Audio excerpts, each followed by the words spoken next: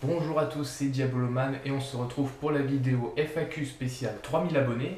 Donc vous avez été à peu près un peu plus d'une trentaine à me poser des questions. À la fin de cette vidéo des FAQ, nous allons voir les résultats du concours avec Stone Patch pour gagner un bon d'achat de 30 euros qui vous permettra soit d'avoir un nounours ou des patchs, à vous de choisir. Alors, on va commencer par les questions Facebook où il y avait un petit peu moins de personnes, juste 3, et on passera aux questions YouTube.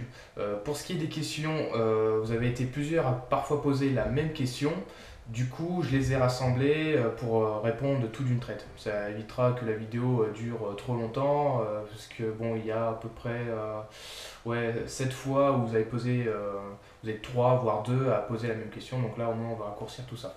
Donc on commence avec les questions Facebook. Donc Mathieu Chevalier, que penses-tu des headshots en airsoft? Que ça arrive, hein, si jamais on se plaint de se prendre un tir dans la tête parce qu'on n'a pas mis de demi-masque ou de casquette de casque, c'est un peu. Faut s'en prendre qu'à soi-même selon moi. Après, bon, si c'est du tir volontaire, là ça le fait pas trop. Des tirs à longue distance, vu la précision de nos répliques, des fois ça peut arriver de toucher sans le vouloir. Par contre, si c'est intentionnel, là par contre c'est un peu plus gênant. Ensuite, une question de Joanne Gauthier. Quelle a été ta première réplique? Donc ça pareil, vous avez demandé sur YouTube, mais bon, je le redirai quand même.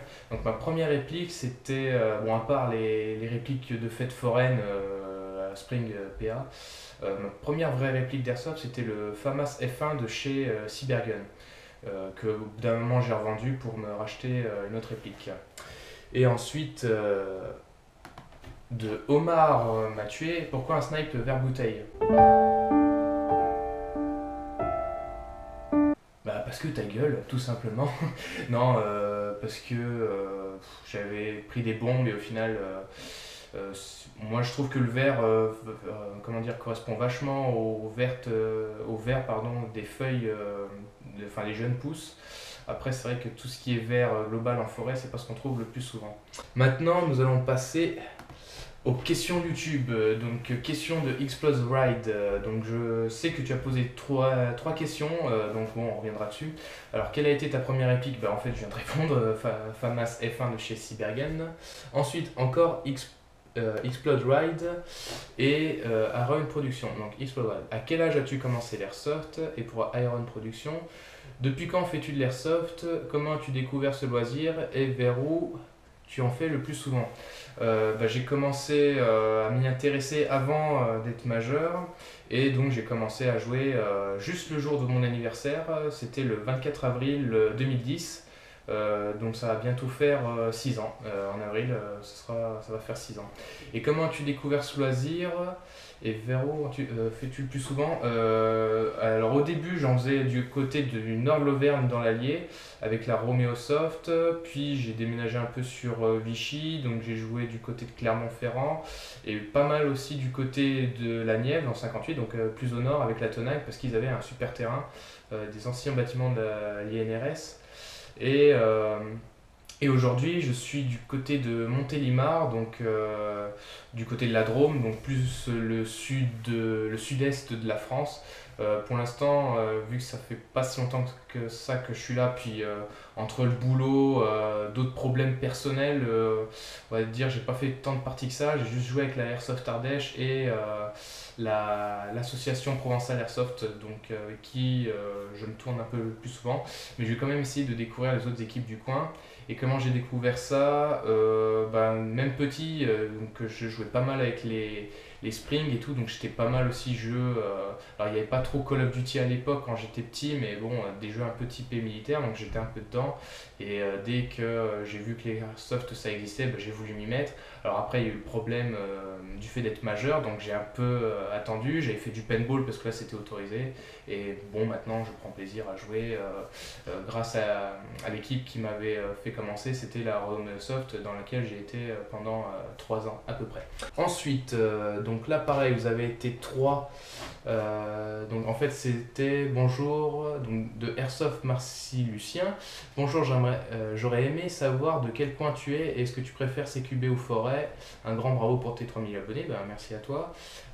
Et Suffer, sur quelle sorte de terrain joues-tu et est-ce que c'est légal? Donc en fait ça répond un peu à ce que j'ai dit précédemment, donc de quel coin je suis, Montélimar, donc dans le sud est de la France. Et est-ce que je préfère CQB ou forêt? Ben les deux, ça dépend en fait. Des fois la forêt selon comment elle est faite, je vais pas aimer. Si c'est des types un peu dégagés avec des grandes possibilités de tir, je vais adorer. Si c'est un peu trop épais, ça sera pas pareil. CQB c'est un peu la même chose en fait. Alors bon, dès qu'on dit que CQB c'est un 4 murs au beau milieu d'une forêt, est-ce qu'on considère ça vraiment comme un CQB? Pas trop. On va dire j'aime bien les deux. Alors après, si c'est ouvert, je vais plus privilégier le snipe. Et si c'est à courte portée, je vais privilégier le M4. Ou récemment la MP5 que j'ai changé contre ma CA82 que vous avez pu voir en partie récemment que j'ai essayé de vendre. Et sur quelle sorte de terrain joues-tu? Ben, dans le coin c'est surtout de la forêt. Il n'y a pas beaucoup de CQB ou alors il faudra faire un peu de route. C'est vrai que je connais pas trop la région pour le moment. Et est-ce que c'est légal? Moi toujours. Si c'est pas légal, je mets pas du tout les pieds sur le terrain. Donc j'essaie de me renseigner un minimum. Si j'ai des soupçons, je mets pas les pieds parce qu'en général la mentalité derrière n'est pas terrible. Ensuite, donc de Stormy Dusty, quelle est ta réplique préférée? Et même question pour Gavio SFG, quelle est ta réplique préférée? On va dire quand même que ma réplique préférée c'est quand même mon snipe, parce que c'est la réplique que je privilégie principalement, parce que le rôle de sniper c'est plus ou moins mon rôle préféré. Mais c'est vrai que si je pense que le terrain n'est pas bon pour le snipe, si c'est du CQB où il y a des distances inférieures à 20 mètres, logiquement j'aime dire que le snipe ça vaut pas le coup et donc j'ai switché sur ma M4 tout simplement, ou la MP5 là que j'ai même pas encore essayé faut dire.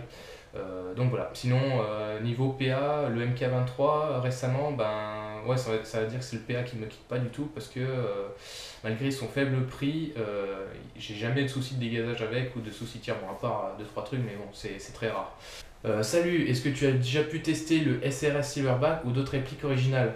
Bah justement, j'avais fait des annonces si jamais quelqu'un était pas loin de chez moi et pouvait me la prêter pour pouvoir faire une review test pour vous donner mon impression. Hélas, je l'ai pas eu et personne du coin que je connais ne l'a en main. Donc là, j'ai pas pu essayer.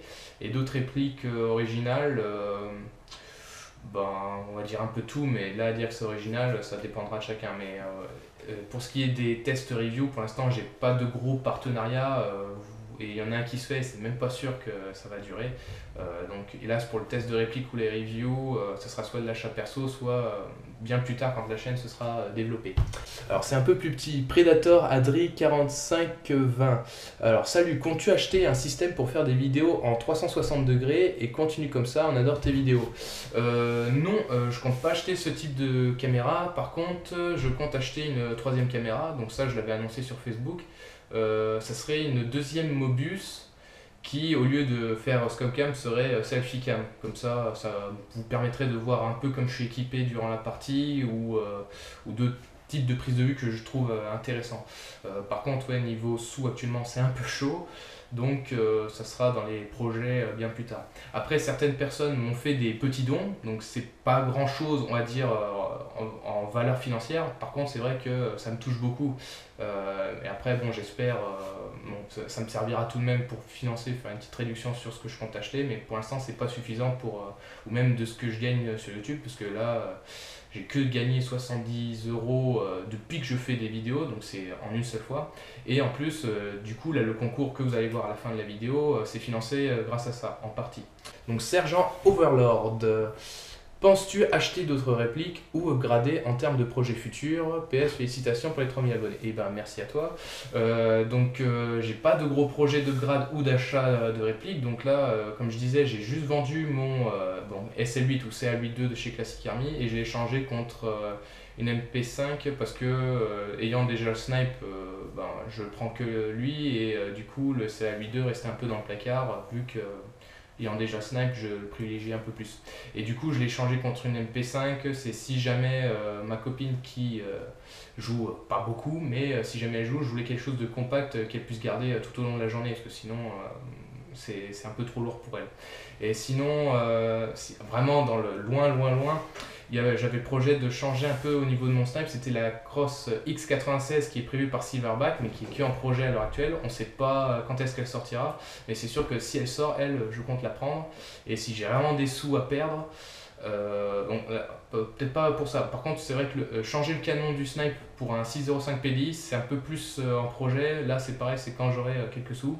Sinon, si vraiment j'ai des sous à perdre, ouais, ce serait changer le canon et receiver par du duraluminium de chez PDI.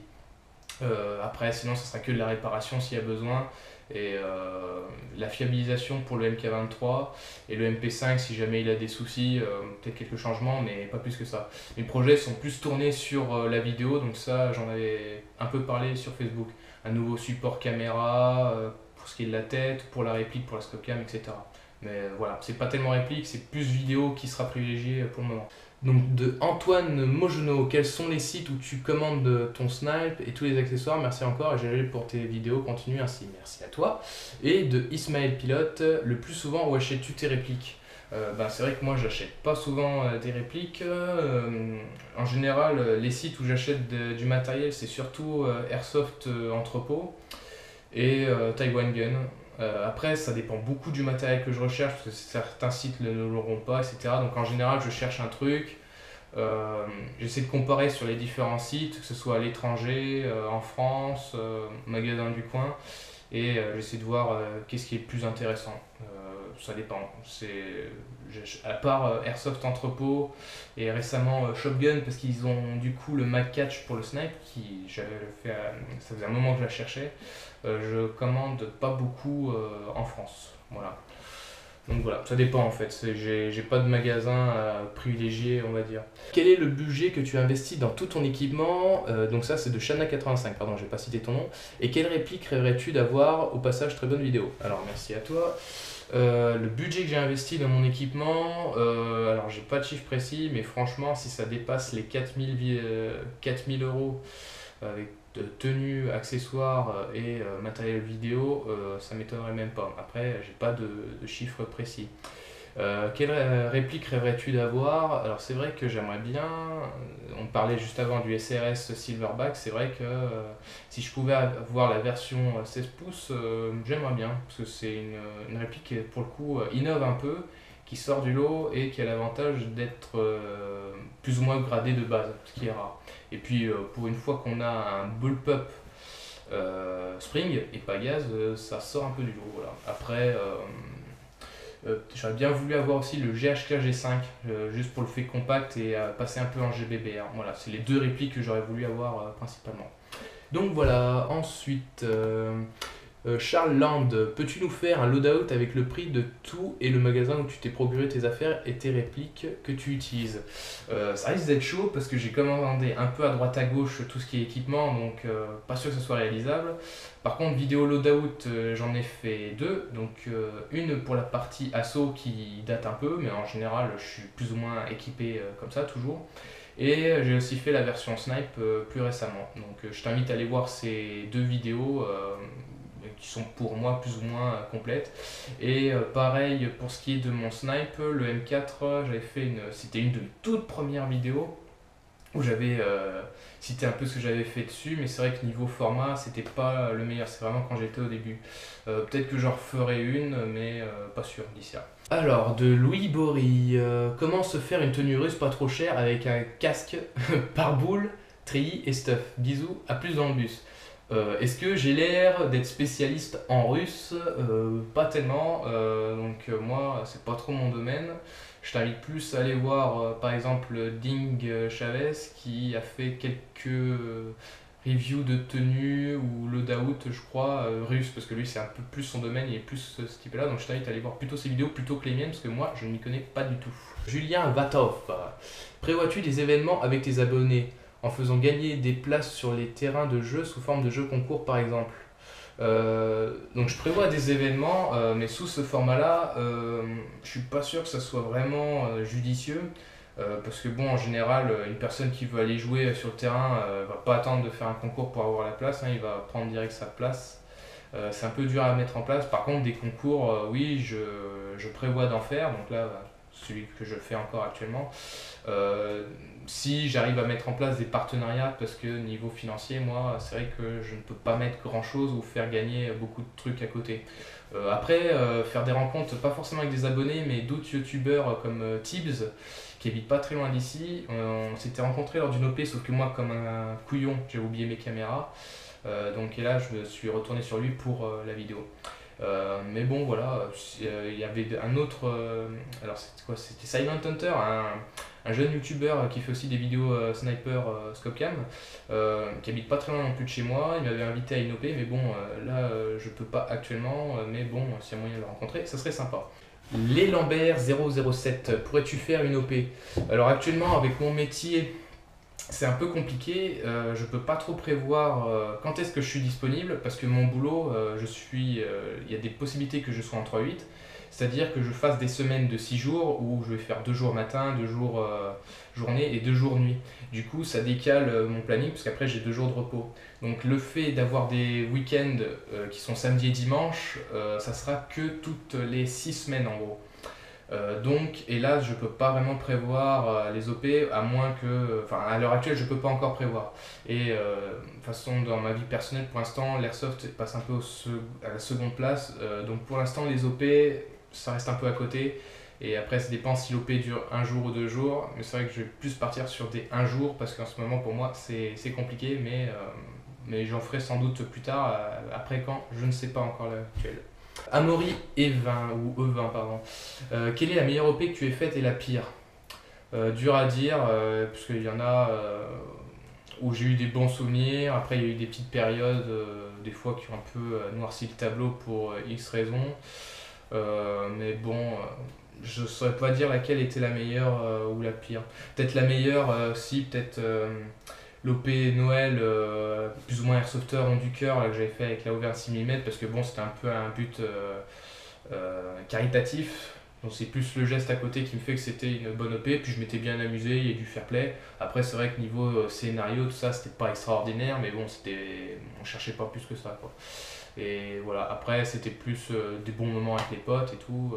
J'ai pas eu d'OP où c'était un scandale, quoi. J'ai pas eu plus l'impression que ça, quoi. Au niveau OP, après il y a eu des parties où c'était merdique, mais c'était pas considéré comme une OP dans notre sens. Alors Kaina Sama, la question de base, pourquoi avoir fait des vidéos sur le airsoft, donc on dit pas le airsoft mais l'airsoft, et quelle était ta motivation? Et ensuite de Smokey French Airsoft Player, alors salut, la question serait depuis combien de temps fais-tu des vidéos et de l'airsoft? Et aussi, quelle était la plus grosse OP à laquelle tu as participé? Merci, continue des vidéos, c'est vraiment super. Merci à toi. Donc pourquoi j'ai fait des vidéos? Alors déjà, quand est-ce que j'ai fait l'airsoft? J'avais plus ou moins répondu avant, donc c'est depuis que j'ai 18 ans, depuis 2010, donc ça va bientôt faire 6 ans. Depuis quand je fais des vidéos d'airsoft? C'est depuis janvier ou décembre 2014. C'est là où j'avais eu ma GoPro là, à laquelle je filme, et c'est depuis à ce moment-là que j'ai fait des vidéos. Et du coup, quelle était ma motivation à faire des vidéos? Alors j'étais fan de Vavan, qui était le premier sniper à faire des vidéos Scopcam, donc ça me donnait envie, moi qui étais un peu dans cette discipline. Après, il y avait H32, anciennement la track, anciennement la MSK. La TBC, puis d'autres qui faisaient des vidéos. Puis moi, c'est vrai que du fait de faire des vidéos, c'est plus comme un photographe qui fait un voyage et qui prend des photos, c'est un moyen d'avoir un souvenir de la journée qu'on a passée. Et du coup, moi, j'en fais un montage pour avoir les meilleurs moments de la journée.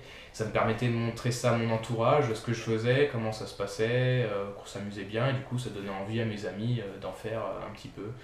Donc voilà, et du coup, la plus grosse OP à laquelle j'ai participé, c'était, il me semble, la Son of Sun, qui était organisée dans la Nièvre.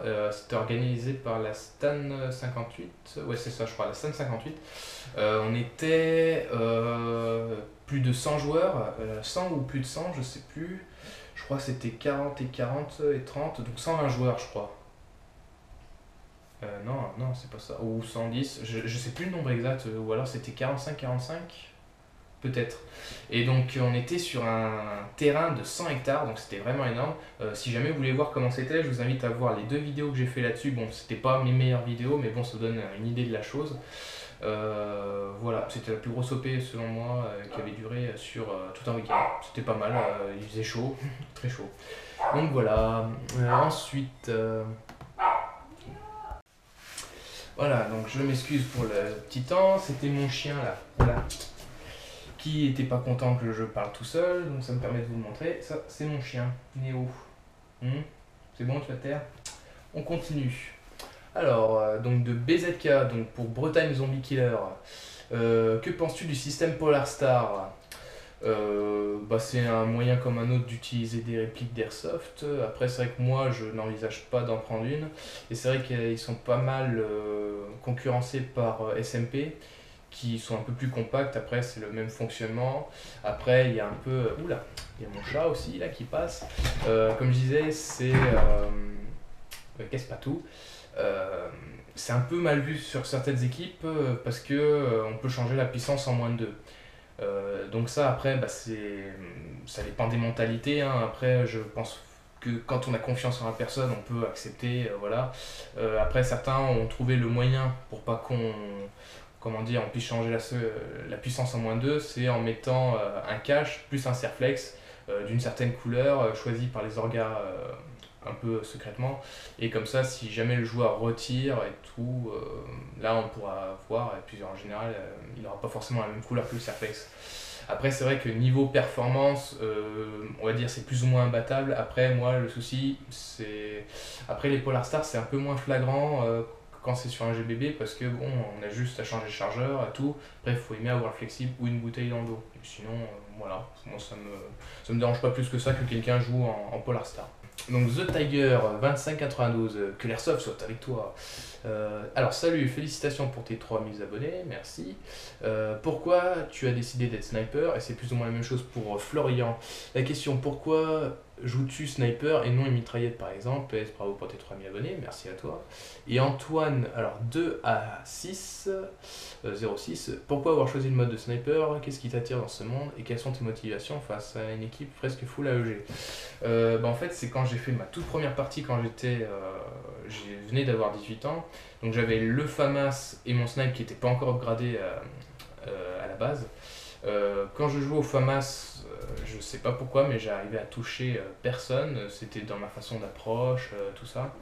Par contre, dès que j'avais le snipe, il avait beau avoir un putain de side pin sur la droite, du coup je compensais, mais j'arrivais à toucher quelqu'un. Donc, du coup, moi qui aimais bien faire du tir dans le jardin, je me suis dit, j'ai testé sniper. Après, bon, mon snipe, j'ai mis un moment à l'upgrader, vraiment. Ça a été étape par étape. Et on va dire, il est vraiment upgradé à fond depuis peut-être 3 ans, à peu près. Ouais, c'est ça, 3 ans. Et pourquoi après, une mitraillette, est-ce que c'est un fusil d'assaut? Quand je pense que le snipe n'est pas efficace, en général je switch sur la M4. Après une mitrailleuse, ça m'est déjà venu à l'idée de prendre une grosse sulfateuse pour jouer soutien. Mais du coup, bon, est-ce que ça me sert à quelque chose d'avoir 36 répliques? Bof. Mais c'est vrai que soutien, on n'en a pas tant que ça. Je me suis dit que ça pourrait être utile pour l'équipe, histoire de juste faire baisser les têtes pour que les potes avancent. Et qu'est-ce qui me motive à jouer sniper plutôt qu'à une équipe full AEG? Parce que j'aime pas faire comme tout le monde. Et à un moment, ça c'était vrai quand je faisais mes études. Donc là, je jouais dans la Haute-Saône, donc j'ai pas mal bougé, on va dire. Et là, j'étais vraiment le seul sniper sur 40 joueurs en fait. Donc du coup, ça me renforçait à être un peu plus différent, à jouer autre chose. Et justement, en général, t'étais contre des gens full AEG. En général, j'avais beaucoup plus de portée et de précision, donc ça arrivait et pof, pof, pof. Donc pourquoi changer une équipe qui gagne, j'ai envie de dire. Donc voilà. Donc encore Explode Right, donc ça c'est ta dernière question. Que dirais-tu à quelqu'un qui dit arme au lieu de réplique? Si c'est quelqu'un qui vient tout juste de commencer, je lui dis alors non, on ne dit pas arme parce que ce sont des répliques, etc. C'est vis-à-vis de l'image de l'airsoft, ça évite les amalgames, tout ça. Après, si c'est quelqu'un qui en fait depuis un moment et qui dit pertinemment ça, je me dis qu'il est un peu teubé dans sa tête. Voilà. Puis en général, quand il y a un nouveau qui dit arme au lieu de réplique, en général, tu as toute l'équipe qui disent on dit réplique, et au bout d'un moment, ça ça rentre dans la tête, quoi. Voilà, c'est bon. C'est sûr que quand on commence, il y a toujours un peu l'amalgame, au bout d'un moment, ça change. Ghost Tactical Recon, que penses-tu de rapprochement fait entre Airsoft et terrorisme? Et continue comme ça, bravo pour tes 3000 abonnés. Merci à toi. Alors je pense pas spécialement qu'il y ait de rapprochement. Après, en général, si les gens appellent parce qu'ils voient quelqu'un tout équipé et tout dans la rue, en même temps, le gars il est un peu teubé, quoi, parce qu'avec ce qui nous arrive actuellement, les attentats qu'on a eus, faut quand même rester discret. On s'équipe sur le terrain, la réplique qu'on transporte c'est dans une sacoche, on peut porter à la rigueur un pantalon, sinon le haut civil. Voilà quoi, faut pas. Parce que les gens voilà, ne savent pas forcément que l'airsoft existe encore. Et en ce moment, on est un peu tous effrayés avec ce qui s'est arrivé. Donc voilà, les gens peuvent se dire qu'il y a quelque chose qui se prépare et donc automatiquement ils appellent les flics. Ce qui fait qu'il est important en même temps de jouer sur un terrain avec autorisation et signalé avec des panneaux pour éviter tout amalgame et éviter de faire peur aux gens comme ça, ou alors effectivement prévenir le voisinage, voilà, et pas jouer n'importe où, surtout pas dans la rue ou un coin de forêt sans autorisation parce qu'il peut y avoir des promeneurs. Explosion, bientôt l'interdiction de l'airsoft, je ne pense pas, il y a des lois qui tombent, je pense que les lois actuelles vont changer un jour ou l'autre, on sera peut-être un peu moins libre pour l'achat. Après, je pense que c'est pas plus mal, ça évitera qu'il y ait trop d'abrutis qui viennent s'essayer à l'airsoft trop facilement parce qu'ils prennent un truc, hop, ils viennent, ils s'en foutent des règles, des fois et tout.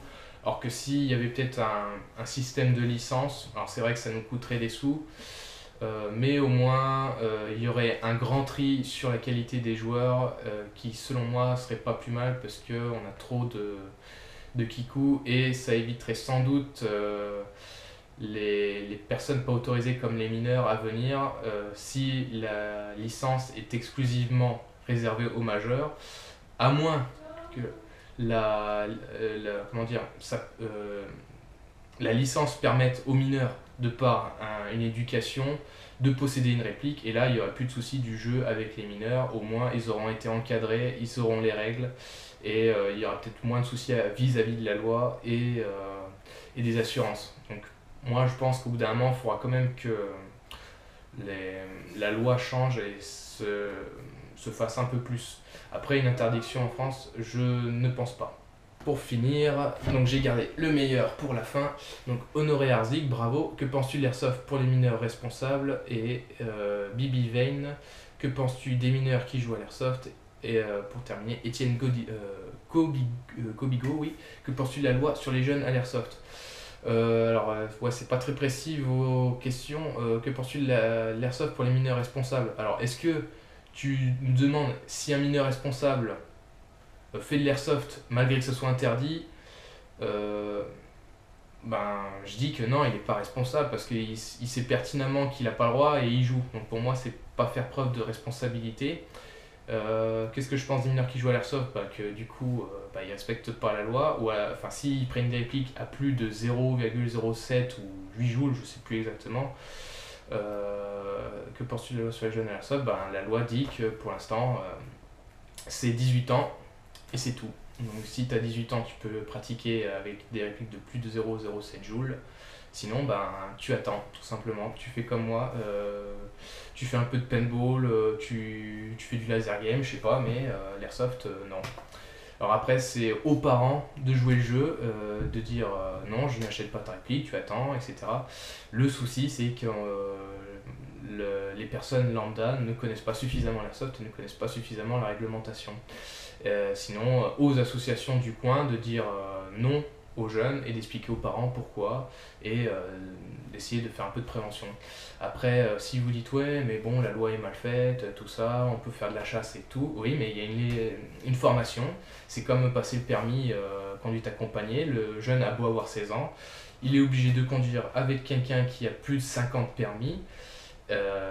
Et il est tout le temps accompagné, il n'est pas tout seul sur le terrain avec des copains à faire des trucs à la sauvage et tout.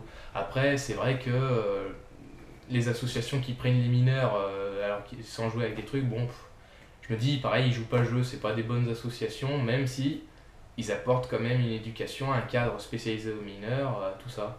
Donc c'est vrai que dans un monde de bisounours parfait, je dirais que le mineur il reste chez lui à 18 ans, mais bon, qu'est-ce que vous voulez faire. On ne peut pas changer toutes les mentalités.